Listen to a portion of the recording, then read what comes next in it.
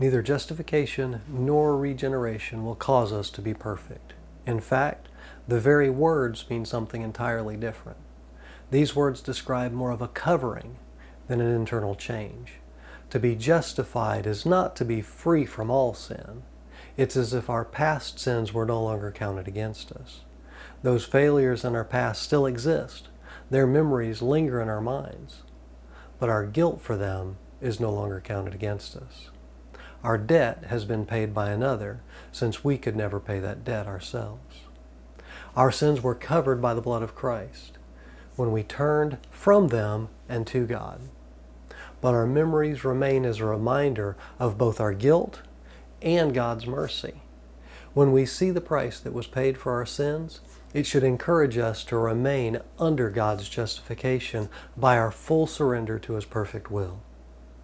We show our love for Him through our commitment to behave as He would have us to. Of course, we can't do it on our own.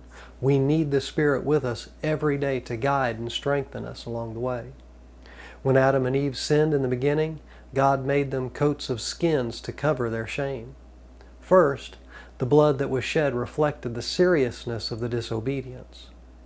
And second, the decaying skins of these animals would have acted as a daily reminder of their own mortality and guilt before God. Together, these would help them to understand their need to trust God and not look for the supposed benefits the enemy tries to offer us. We each have been around long enough to understand that our own failures are always the result of looking anywhere other than God for the answers we seek.